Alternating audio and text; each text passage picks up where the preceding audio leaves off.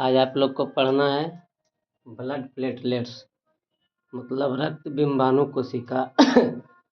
तो रक्त बिंबाणु कोशिका जो है इसका अन्य नाम क्या है? तो रक्त बिंबाणु कोशिका का अन्य नाम है थ्रोम्बोसाइट। क्या है? रक्त बिंबाणु कोशिका का अदर नेम मतलब अन्य नाम क्या है? तो थ्रोम्बोसाइट्स है। थ्रोम्बोसाइट्स रक्त बिंबाणु कोशिका का अन्य नाम थ्रोम्बोसाइट्स है, अदर नेम थ्रोम्बोसाइट्स है।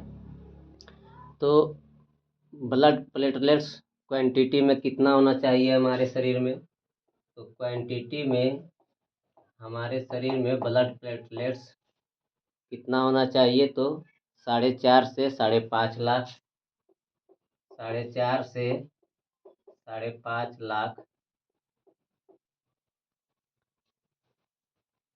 पर 100 ml हीमोग्लोबिन होना चाहिए। HB मतलब हीमोग्लोबिन, मतलब क्वांटिटी में ब्लड प्लेटलेट 4.5 से 5.5 लाख होना चाहिए पर 100 ml हीमोग्लोबिन। अब यदि जो अनुपात पूछे RBC WBC और प्लेटलेट का, तो RBC WBC और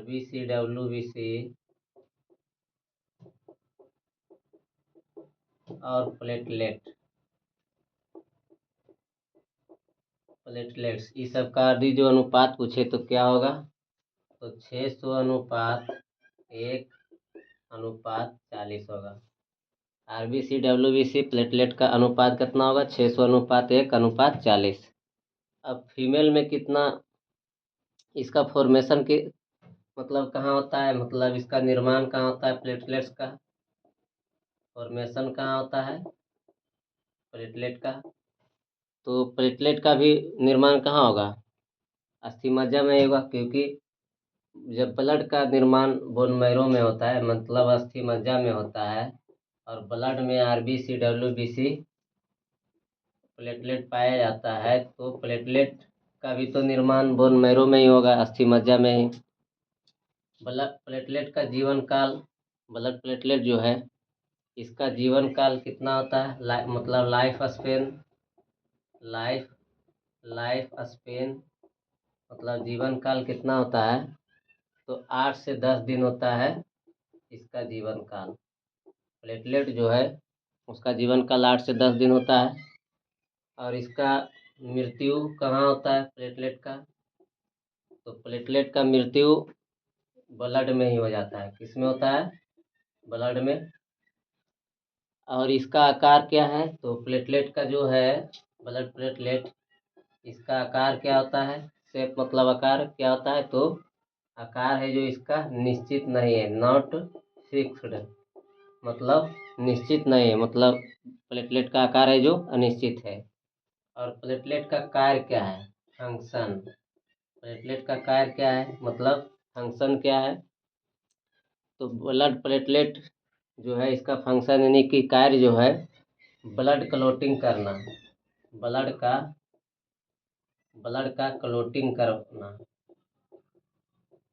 क्लॉटिंग करना मतलब रक्त का थक्का करवाना प्लेटलेट का काम है। तो रक्त का थक्का करवाना प्लेटलेट का काम है। अब जानना है ब्लड क्लॉटिंग फैक्टर। तो ब्लड क्लॉटिंग फैक्टर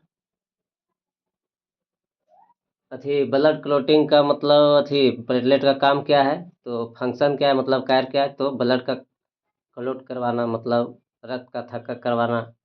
अब जानना है कि ब्लड क्लॉटिंग रिएक्शन जानना है, फैक्टर नहीं, ब्लड क्लॉटिंग रिएक्शन। तो ब्लड क्लॉटिंग रिएक्शन जो है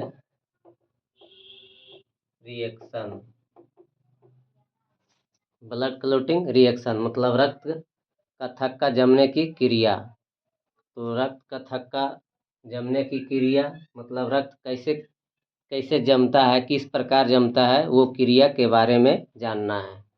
मतलब उस प्रक्रिया के बारे में जानना है कि रक्त का थक्का कैसे बनता है, उस प्रक्रिया के बारे में जानना है। तो पहला नंबर उसका प्रक्रिया क्या है कि प्रोथ्रोम्बिन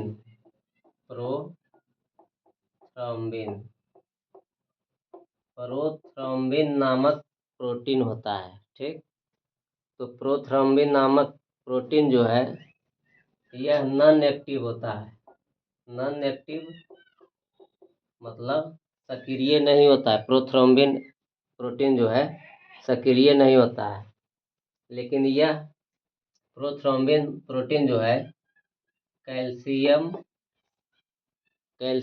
और थ्रोम्बोप्लास्टिन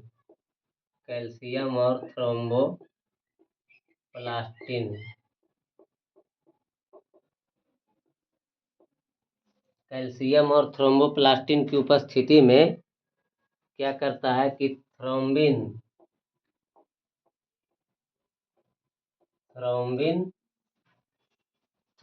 प्रोटीन को एक्टिव करवाता है। प्रोथ्रोम्बिन प्रोटीन रहता है जो नॉन एक्टिव रहता है, लेकिन यह कैल्शियम और थ्रोम्बोप्लास्टिन के उपस्थिति में मतलब उत्प्रेरक के रूप में इसमें काम करता है। कैल्शियम और थ्रोम्बोप्लास्टिन इस दोनों के उपस्थिति में थ्रोम्बिन नामक प्रोटीन को एक्टिव करवाता है। तो प्रोथ्रोम्बिन जो है कैल्शियम और थ्रोम्बोप्लास्टिन की उपस्थिति में थ्रोम्बिन में बदल जाती है तो या फिर एक्टिव करवाता है। प्रोथ्रोम्बिन नॉन एक्टिव होता है। कैल्शियम और थ्रोम्बोप्लास्टिन की उपस्थिति में किसमें बदल जाएगा? कैल्शियम और थ्रोम्बोप्लास्टिन इसमें उत्प्रेरक के रूप में काम करेगा। तो कैल्शियम और थ्रोम्बोप्लास्टिन की उपस्थिति में थ्रोम्बिन में बदल जाएगा। और थ्रोम्बिन जो है जब थ्रोम्बिन में बदल जाएगा, प्रोथ्रोम्बिन कैल्शियम और थ्रोम्बोप्लास्टिन की उपस्थिति में, तो थ्रोम्बिन जब थ्रोम्बिन में बदलेगा तो मतलब थ्रोम्बिन बन जाएगा। तो थ्रोम्बिन क्या करेगा कि हेपेरिन को डीएक्टिवेट कर देगा। थ्रोम्बिन कहेगा कि थ्रोम्बिन हेपेरिन को कहेगा, मतलब हेपेरिन का क्या काम है कि उसका काम है कि शरीर के अंदर ब्लड का क्लॉट नहीं होने देना, मतलब ब्लड का थक्का नहीं जमने देना शरीर के अंदर। तो थ्रोम्बिन जब एक्टिवेट होगा तो वो कहेगा कि यहाँ पर कटा छटा है बाहर में, मतलब कटा छटा रहेगा शरीर के बाहर, अंदर तो रहेगा नहीं, बाहर। तो थ्रोम्बिन उसको हेपेरिन के कहेगा कि अब तुम डीएक्टिवेट हो जाए, यहाँ पर थक्का करने की आवश्यकता है। इसलिए थ्रोम्बिन हेपेरिन को कहेगा कि तुम डीएक्टिवेट हो जाओ, क्योंकि हम अब अपना काम शुरू करेंगे। तो थ्रोम्बिन क्या करेगा कि हेपेरिन को डीएक्टिवेट कर देगा, डीएक्टिवेट कर देगा, मतलब उसको सक्रिय नहीं रहने देगा, मतलब उसको काम करने नहीं देगा। हेपेरिन को कौन? थ्रोम्बिन, क्योंकि थ्रोम्बिन को अब अपना काम करना है।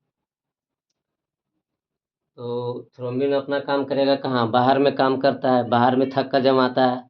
और हेपेरिन है जो अंदर में थक्का होने से रोकता है, और थ्रोम्बिन है जो कि बाहर में थक्का होने में मदद करेगा। तो थ्रोम्बिन प्रोटीन पर्सनल नहीं होता, अभी इस टूटते जाएगा। पहला है कि प्रोथ्रोम्बिन नॉन एक्टिव था, तो कैल्शियम और थ्रोम्बोप्लास्टिन की उपस्थिति में थ्रोम्बिन में बदला, और थ्रोम्बिन है जो एक्टिव होगा, एक्टिव स्थिति में रहेगा, मतलब एक्टिव कंडीशन में रहेगा।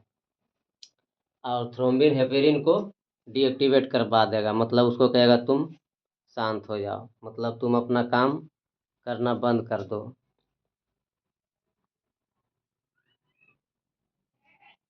अब एक चीज आप लोग सुने होंगे दूसरा क्रिया क्या है कि फाइब्रिनोजेन जो है, फाइब्रिनोजेन के बारे में भी सुने होंगे। फाइब्रिनोजेन, तो फाइब्रिनोजेन अब क्या करेगा कि थ्रोम्बिन तो हाँ, थ्रोम्बिन में तो बदल गया है प्रोथ्रोम्बिन कैल्शियम और थ्रोम्बोप्लास्टिन की उपस्थिति में। तो फाइब्रिनोजेन जो है क्या करेगा कि थ्रोम्बिन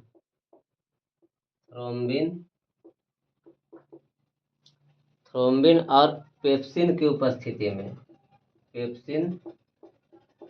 पेप्सिन की उपस्थिति में फाइब्रिनोजेन जो है फाइब्रिन में बदल जाएगा। किस में बदलेगा? फाइब्रिन में।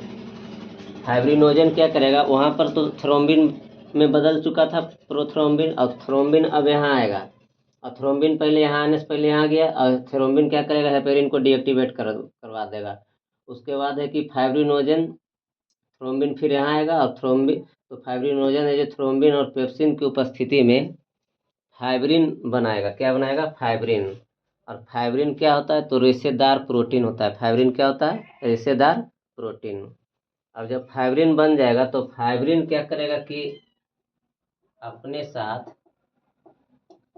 फाइब्रिन क्या करेगा कि अपने साथ ब्लड को जोड़ लेगा। मतलब फाइब्रिन अपने साथ ब्लड को जोड़ लेगा, ब्लड को जोड़ लेगा, और अपने साथ जोड़ लेगा। तो ये मतलब आप लोग पढ़े हुए कि कौन सा विटामिन है जो कि रक्त का थक्का करने में मदद करता है। तो विटामिन के, इसको बारे में जानते हैं कि कौन सा विटामिन रक्त का थक्का करता है। तो विटामिन के। तो फाइब्रिन है जो कि अपने साथ रक्त को जोड़ लेगा, ब्लड को जोड़ लेगा, और विटामिन के की उपस्थिति में, विटामिन के की उपस्थिति में ब्लड क्लॉट करवा देगा। मतलब रक्त का थक्का बना देगा। विटामिन के की उपस्थिति में को, या फिर विटामिन के की मदद से फाइब्रिन है जो कि अपने साथ ब्लड सेल को जोड़ लेगा, मतलब ब्लड को जोड़ लेगा फाइब्रिन, और विटामिन के की मदद से ब्लड का क्लॉट करवा देगा। अब इसमें दो तीन क्वेश्चन जैसे आप लोग से पूछेगा कि कौन सा मिनरल मतलब क्या? खनिज। कौन सा मिनरल ब्लड क्लॉट से रिलेटेड क्वेश्चन है, ब्लड क्लॉटिंग से। तो पूछेगा कि कौन सा मिनरल मतलब खनिज है जो ब्लड क्लॉट करता है। तो खनिज पूछेगा, मतलब मिनरल मतलब खनिज, तो कौन सा खनिज यानी कि मिनरल है जो कि ब्लड का क्लॉट करता है। मिनरल, तो आंसर क्या होगा? कैल्शियम होगा। क्या होगा? कैल्शियम। कैल्शियम है जो कि ब्लड क्लॉट करता है। मिनरल पूछेगा, खनिज पूछेगा तब।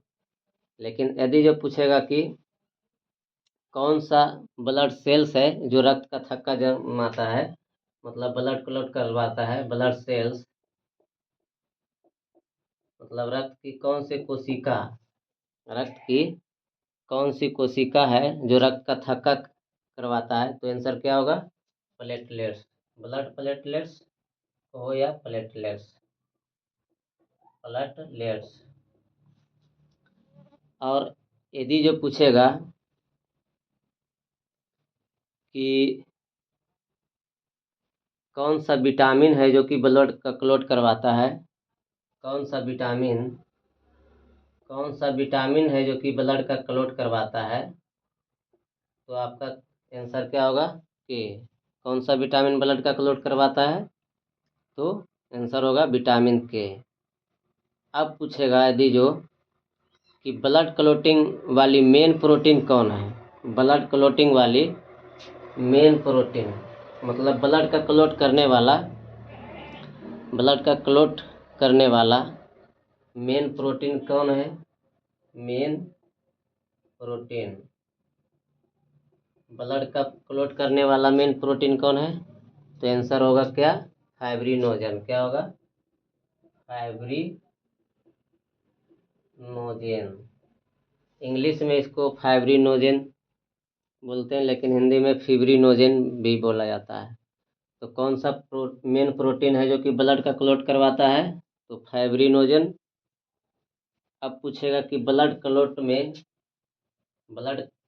क्लॉट होने में, मतलब ब्लड का थक्का जमने में कितना टाइम लगता है। तो कितना टाइम लगता है ब्लड का थक्का जमने में? तो 5 से 8 मिनट। कितना लगेगा? 5 से 8 मिनट। 5 से 8 मिनट लगता है ब्लड का क्लॉट होने में, मतलब ब्लड का थक्का जमने में। कहीं कहीं पर आंसर आपको 3 से 5 मिनट भी दे सकता है। 3 से 5 मिनट। अब है जानना कि क्लोटिंग फैक्टर मतलब ब्लड क्लोटिंग जो है उसके कारक के बारे में जानना है। तो अब जानना है क्लोटिंग फैक्टर मतलब रक्त थक्का जमाने वाले कारक। तो रक्त का थक्का जमाने वाले कारक ब्लड क्लोटिंग फैक्टर मतलब रक्त थक्का जमाने वाले कारक कितने हैं? तो 2 हैं। एक जानना है कि 8 है और दूसरा है जो कि 9 है। एक क्लोटिंग फैक्टर में 2 आएगा, एक आएगा 8, दूसरा 9। ब्लड क्लोटिंग फैक्टर में 2 आता है, एक आता है 8, दूसरा 9। अब नोट में एक चीज़ जानना है। नोट में आपको क्या जानना है कि हीमोफीलिया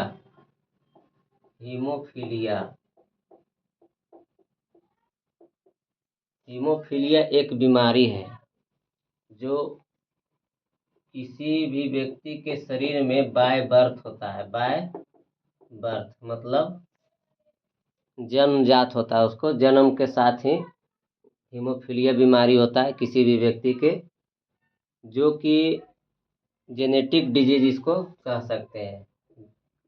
मतलब जेनेटिक डिजीज का क्या सकते हैं, जो जन्मजात बीमारी है मतलब वंशानुगत है उसे जेनेटिक कहा जाता है, जेनेटिक डिजीज है। हीमोफीलिया जो है एक जेनेटिक डिजीज है मतलब अनुवांशिक बीमारी है जो बाय बर्थ होता है मतलब जन्म के साथ ही यह बीमारी होता है। तो जन्म से ही मतलब इस बीमारी में क्लोटिंग फैक्टर नहीं बन पाता है। जिस व्यक्ति को हीमोफीलिया रहेगा, जिस व्यक्ति को हीमोफीलिया बीमारी रहेगा तो उसके शरीर में जन्म से ही क्लोटिंग फैक्टर नहीं बन पाता है, क्योंकि हीमोफीलिया जो है एक जेनेटिक डिजीज है मतलब अनुवांशिक बीमारी है। यह जन्म बाय बर्थ होता है मतलब जन्म से ही होता है। अब क्लोटिंग फैक्टर कितने हैं? तो 2 है, एक पहला नंबर 8 और दूसरा नंबर 9। क्लोटिंग फैक्टर एक नंबर में मतलब एक फैक्टर का नाम 8 है, दूसरे फैक्टर का नाम 9 है। हीमोफीलिया जो कि वह जेनेटिक डिजीज है जो बाय बर्थ होता है, जन्म के साथ ही होता है और जन्म से ही इस बीमारी में क्लोटिंग फैक्टर नहीं बन पाते हैं। तो हीमोफीलिया एक जेनेटिक डिजीज है मतलब अनुवांशिक बीमारी है, जन्म से ही इस बीमारी में क्लोटिंग फैक्टर नहीं बन पाते हैं। हीमोफीलिया में क्या होगा, जन्म से ही क्लोटिंग फैक्टर नहीं बन पाता और क्लोटिंग फैक्टर के 2 कारक है, पहला 8 दूसरा 9। तो 2 कारक लिखा है, क्लोटिंग फैक्टर 2 होता है, एक होता है 8 दूसरा होता है 9। तो क्लोटिंग फैक्टर 8 के कारण क्या होता है कि हीमोफीलिया ए होगा। क्या होगा? हीमोफीलिया ए होगा।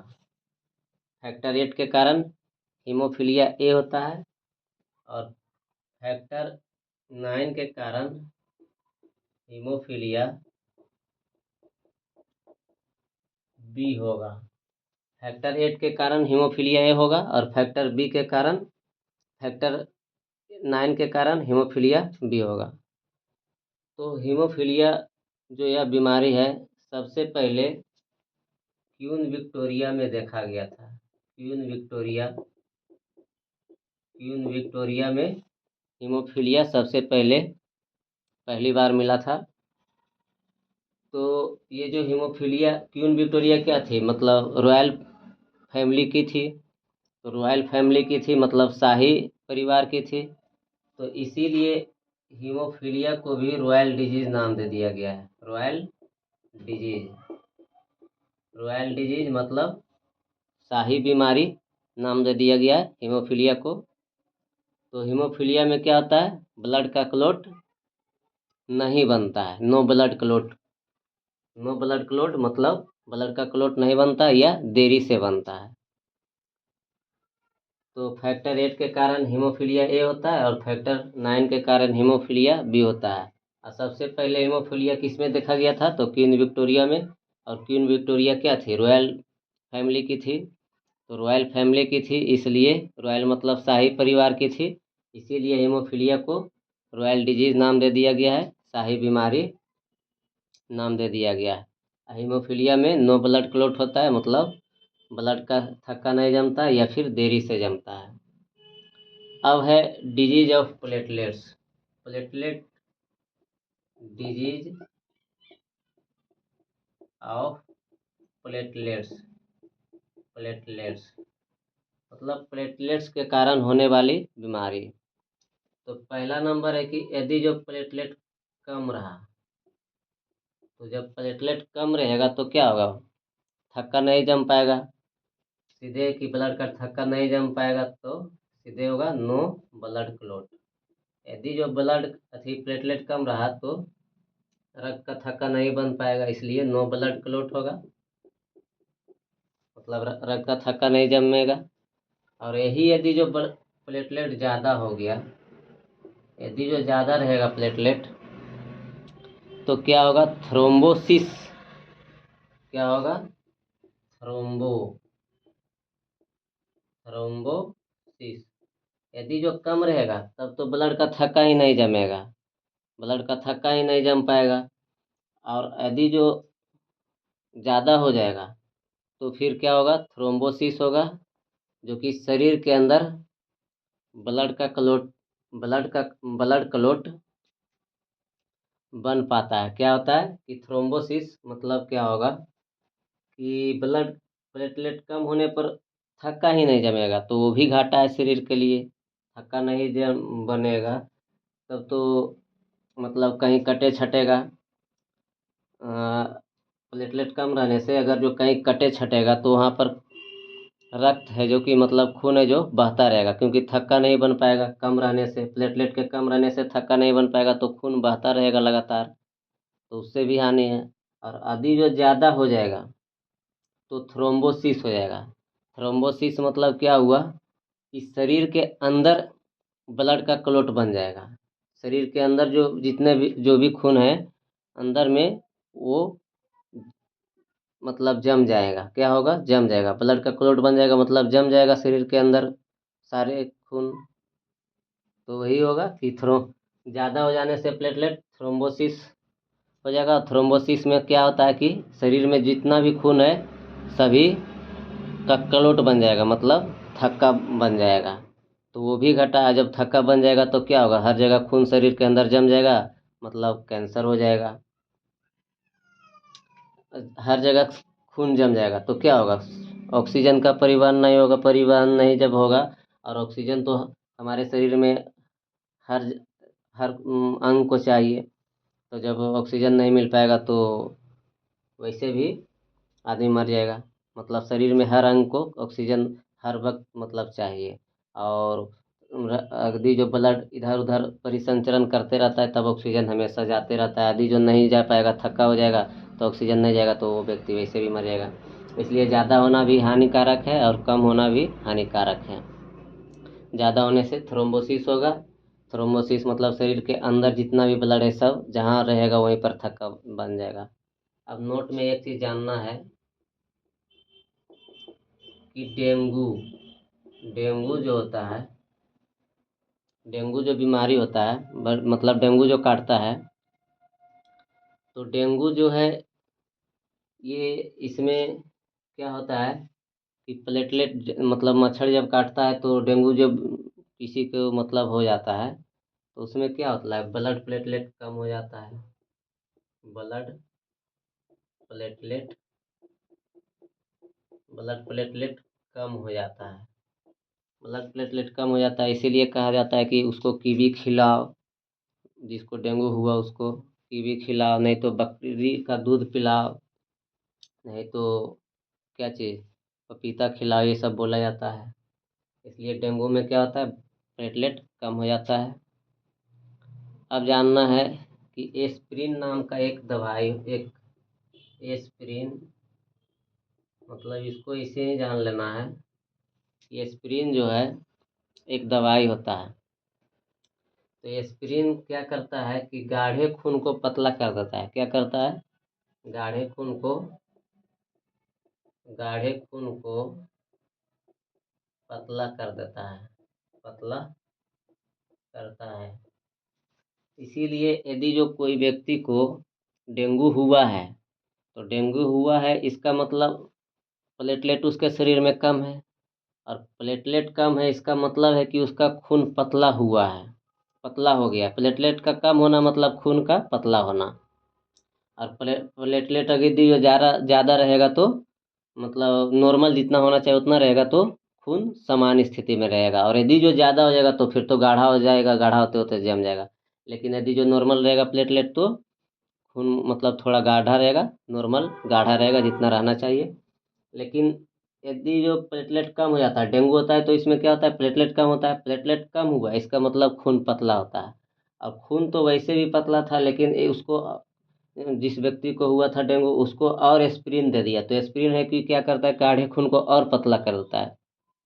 तो यदि जो तो ये और पतला कर देगा तो उस व्यक्ति को नाक मुंह कहीं से भी खून आना शुरू हो जाएगा और वह व्यक्ति मर जाएगा। इसीलिए जिसको डेंगू हुआ है उसको भूल चूक कर भी एस्पिरिन दवाई, एस्पिरिन मेडिसिन नहीं दिया जाता है। अब अगला हेडलाइन में लिखिए ब्लड ग्रुप, मतलब ब्लड ग्रुप नहीं, ह्यूमन ब्लड ग्रुप। हेडलाइन में क्या लिखना है? मानव रक्त समूह। ह्यूमन ब्लड ग्रुप मतलब मानव रक्त समूह। तो ये जो ह्यूमन ब्लड ग्रुप है, ब्लड ग्रुप मतलब रक्त समूह। तो ह्यूमन ब्लड ग्रुप जो है ये किस में आता है? तो A B O system. Human blood group किस में आता है? तो ए बी ओ सिस्टम में आता है, मतलब ए बी ओ तंत्र में आता है ह्यूमन ब्लड ग्रुप। मतलब ह्यूमन ब्लड ग्रुप को ए बी ओ तंत्र कहा जाता है, मतलब ए बी ओ सिस्टम कहा जाता है। तो ह्यूमन ब्लड ग्रुप में 8 प्रकार के ब्लड ग्रुप होते हैं। ह्यूमन ब्लड ग्रुप में कितने प्रकार के ब्लड ग्रुप होते हैं? तो 8 प्रकार के ब्लड ग्रुप होते हैं।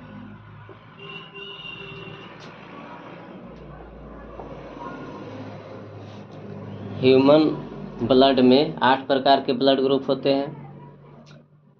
और ह्यूमन ब्लड किस में आता है? तो ए बी ओ सिस्टम के में आता है, मतलब ए बी ओ तंत्र में आता है।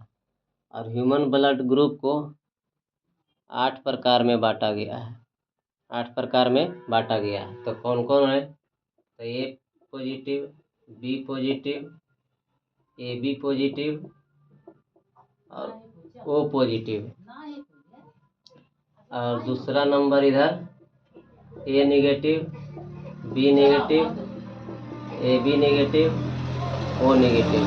ये 8 प्रकार है ह्यूमन ब्लड ग्रुप के। अब है ह्यूमन ब्लड ग्रुप जो है इसके खोजकर्ता कौन है? मतलब ह्यूमन ब्लड ग्रुप के खोजकर्ता कौन है? मतलब डिस्कवरी खोजकर्ता कौन है ह्यूमन ब्लड ग्रुप के?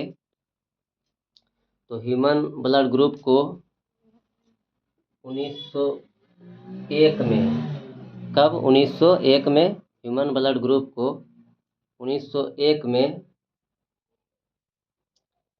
कार्ल लैंड स्टीनर, क्या? Karl Landsteiner Steiner human blood group को 1901 में कार्ल लैंड स्टीनर खोजे थे, ठीक। और खोजे थे, और कार्ल लैंड स्टीनर ही ह्यूमन ब्लड ग्रुप को A B O system ABO system नाम दिए। मतलब उस टाइम जब कार्ल लैंडस्टीनर 1901 में खोजे थे, तो उस समय 3 का ही खोज किए थे, ए बी और ओ का। इसीलिए कहा जाता है कि ह्यूमन ब्लड ग्रुप को 1901 में ABO ABO blood group ABO blood group के रूप में एबीओ ब्लड ग्रुप के रूप में एबीओ ब्लड ग्रुप लिखना है,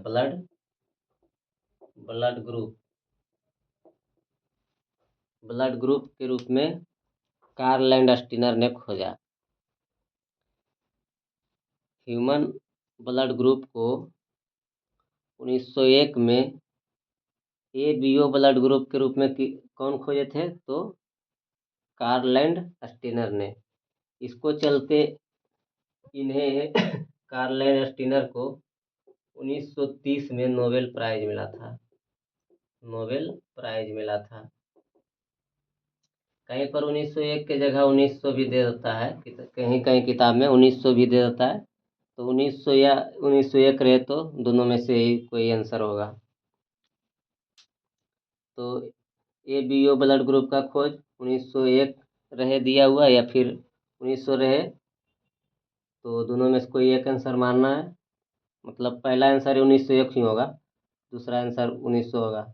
तो एबीओ ब्लड ग्रुप का खोज 1901 में कार्ल लैंडस्टीनर किए थे, जिसके लिए 1930 में इन्हें नोबेल प्राइज दिया गया।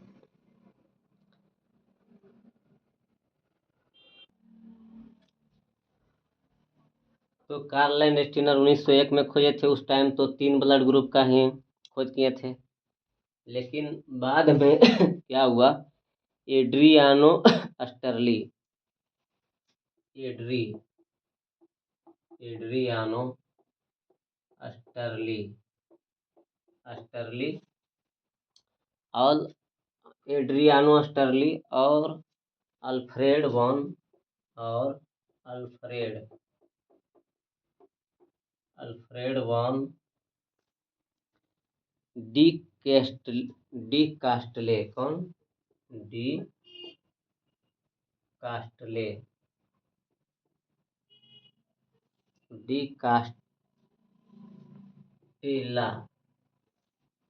मतलब एड्रियानो अस्टरली और अल्फ्रेड वॉन डी कास्टेला, ये बाद में किसका खोज किए? तो एबी ब्लड ग्रुप का।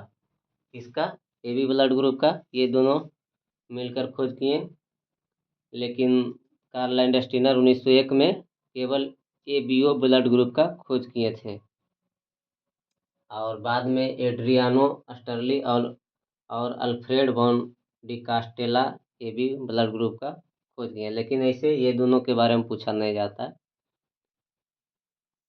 अब जानना है कि एक तरफ लिखना है एंटीजन और दूसरा तरफ लिखना है एंटीबॉडी। एंटीजन का हिंदी मतलब प्रतिजन।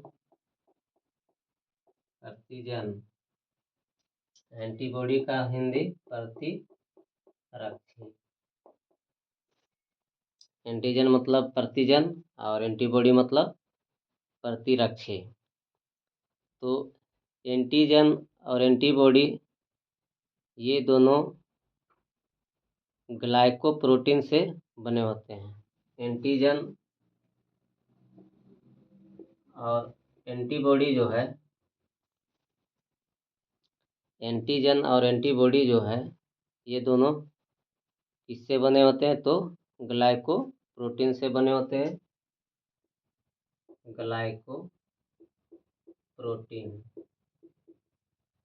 ग्लाइकोप्रोटीन से एंटीजन और एंटीबॉडी बने होते हैं। अब बात है कि ग्लाइकोप्रोटीन जो है,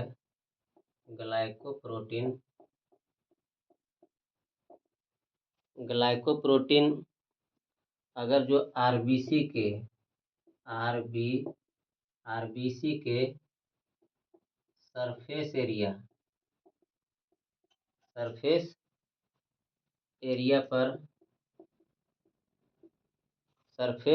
पर बना, मतलब अथी सरफेस एरिया पर रहने पर एंटीजन कहलाएगा। सरफेस एरिया पर रहने पर एंटीजन कहलाएगा, एंटीजन कहलाता है। मतलब सीधा बात है कि एंटीजन और एंटीबॉडी किससे बनता है, तो ग्लाइकोप्रोटीन से बने होते हैं एंटीजन और एंटीबॉडी। लेकिन यदि जो ग्लाइकोप्रोटीन आरबीसी के सरफेस एरिया पर रहा तो वह क्या कहलाएगा, एंटीजन कहलाएगा।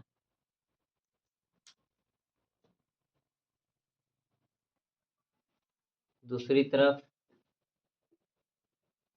जब ग्लाइकोप्रोटीन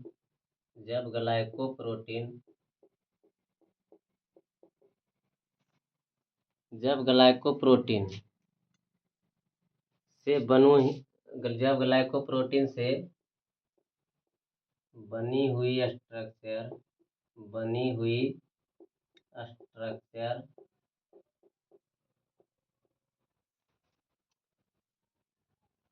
जब ग्लाइकोप्रोटीन से बनी हुई स्ट्रक्चर प्लाज्मा या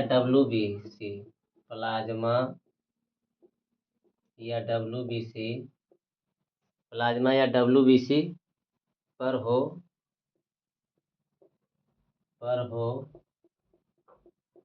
तो क्या कहलाएगा, एंटीबॉडी कहलाता है। पर हो तो एंटीबॉडी कहलाता है।